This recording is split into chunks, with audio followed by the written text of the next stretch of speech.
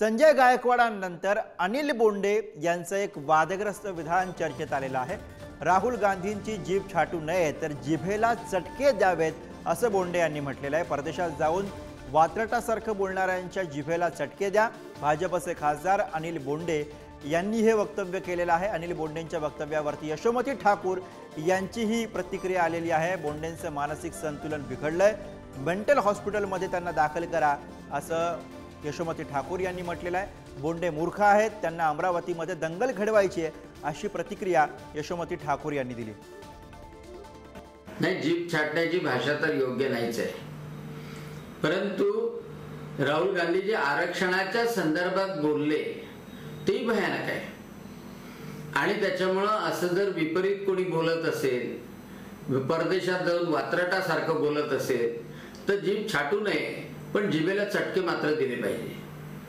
कारण काय, हे जिभेला चटके अशा लोकांना देणं आवश्यक आहे। डॉक्टर बोंडेचं संतुलन बिघडलेलं आहे, मेंटल हॉस्पिटलमध्ये त्यांनी भरती झालं पाहिजे।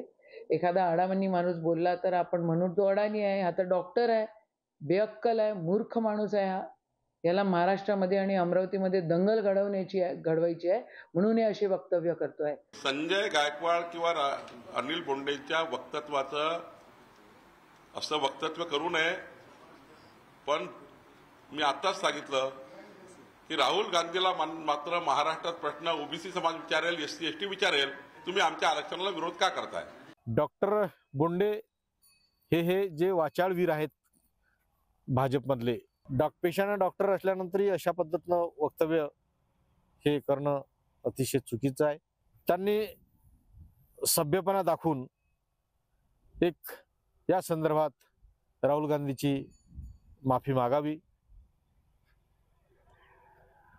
नाहीतर येणाऱ्या काळात जे युवक काँग्रेस आहेत ते युवक काँग्रेस त्यांच्या घरासमोर निषेधाचं आंदोलन करणार आहेत। तर अशा बेताल वक्तव्यांमधनं राहुल गांधींवरती हल्ल्याचा कट असल्याचं दिसून येत आहे असा आरोप हा संजय राऊतांनी केलाय। तर त्याला बावनकुळे यांनीही उत्तर दिलंय। ये रशिया में होता है कि विपक्ष के नेता को खत्म किया जाता है और हो गया है, पुतिन ने कर दिया है।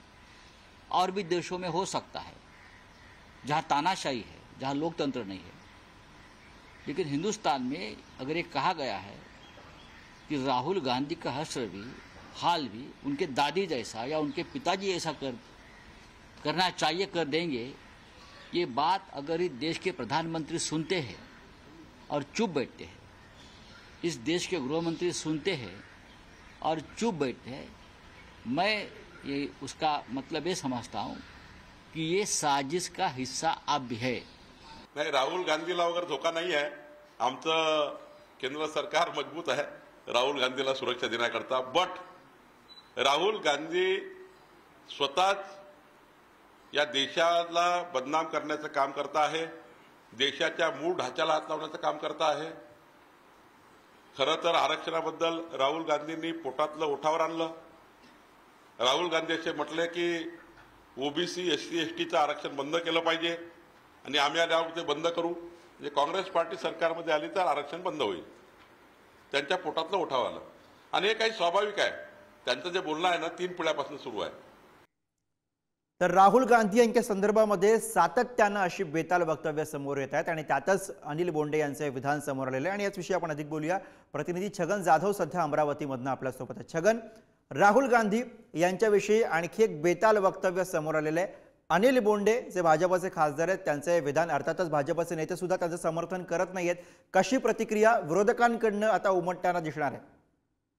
गुरु, सातत्याने जर बघितलं तर विधानसभा निवडणुका ज्या जवळ आलेल्या आहेत याच्या तोंडावरती आरोप आणि प्रत्यारोपाचं राजकारण सातत्याने आपण पाहतो आहे आणि असंच वक्तव्य जे आहे ते भाजपचे खासदार अनिल बोंडे यांनी केलेलं आहे आणि त्या वक्तव्यावर काँग्रेसच्या नेत्या आमदार यशोमती ठाकूर यांनी देखील प्रतिक्रिया दिल्याचं पाहिलेलं आहे। अनिल बोंडे सातत्यानं काहीतरी वादग्रस्त वक्तव्य करत असतात। गेल्या काळात देखील वाशिम जिल्ह्यातल्या पोहराबंदी या ठिकाणी त्यांनी एक वादग्रस्त वक्तव्य केलेलं होतं आणि त्यानंतर एक मोठा वाद जो आहे तो समोर आलेला होता। असंच वादग्रस्त वक्तव्य हिंदू आणि मुस्लिम समाजाचं ज्यावेळी भांडण सुरू झालं अमरावतीमध्ये, त्यावेळी देखील हिंदुत्ववादी विचारधारा घेऊन अनिल बोंडेंनी त्यांची प्रतिक्रिया दिलेली होती. त्यावेळी देखील ती वादग्रस्त ठरलेली होती आणि आता देखील पुन्हा एकदा राहुल गांधी यांच्या आरक्षणाच्या विषयावर बोंडेंनी त्यांच्या जिभेला चटके द्यावे असं एक वादग्रस्त वक्तव्य केलेलं आहे आणि त्यामुळे आता पूर्ण जर बघितलं तर संपूर्ण राज्यात त्याचे पडसाद उमटायला सुरुवात झालेली आहे. खरं जर बघितलं तर संजय गायकवाडांपासून ही सुरुवात झालेली आहे आणि आता ती सुरुवात अनिल बोंडेंपर्यंत येऊन ठेपलेली आहे. त्यामुळे आता काँग्रेसचे जे खासदार आहेत बळवंत वानखडे, अमरावती लोकसभेतून ते आता निवडून आलेले आहेत. त्यांनी एक इशारा दिलेला आहे की अनिल बोंडे यांनी त्यांचं वक्तव्य मागे घ्यावं, त्यांनी केलेल्या वक्तव्याची माफी मागावी, अन्यथा त्यांच्या घरासमोर आम्ही आंदोलन करू असा इशारा देखील खासदार बळवंत वानखडे यांनी दिल्याचं आपल्याला पाहायला मिळत आहे. गुरु, बरोबर आहे छगन. त्यामुळे या सगळ्या प्रतिक्रियांनंतर आता अनिल बोंडे आपली काय भूमिका जाहीर करतात, काय म्हणतात या सगळ्यावरती, कसं स्पष्टीकरण देतात, हे सुद्धा आपल्याला बघावं लागेल. धन्यवाद या सगळ्या सविस्तर माहितीसाठी. पुढे जाऊ आणि आता बातमी आहे ती संजय गायकवाड यांची.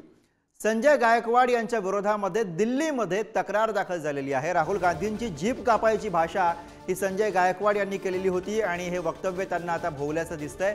काँग्रेसकडनं भाजपच्या 4 नेत्यांच्या विरोधामध्ये तक्रार दाखल करण्यात आलेली आहे. रवनीत बिट्टू त्याचबरोबर तरविंदर यांच्या विरोधामध्ये सुद्धा काँग्रेसकडनं गुन्हा दाखल करण्यात आलेला आहे. राहुल गांधी यांच्याविषयी भाजपमधल्या 4 नेत्यांकडनं अशा पद्धतीनं बेताल वक्तव्य केली गेलेली होती आणि त्यांच्या विरोधात आता काँग्रेसनं थेटपणे तक्रार केलेली आहे. आपको उसकी आवाज, उसकी बात पसंद नहीं, इसलिए आप कहते हैं कि तुम्हारा भी वही हाल होगा उसी तरीके से जो तुम्हारी दादी का हुआ था। मैं एक चीज बता देना चाहता हूं भारतीय जनता पार्टी को, ये कांग्रेस पार्टी है और ये राहुल गांधी है।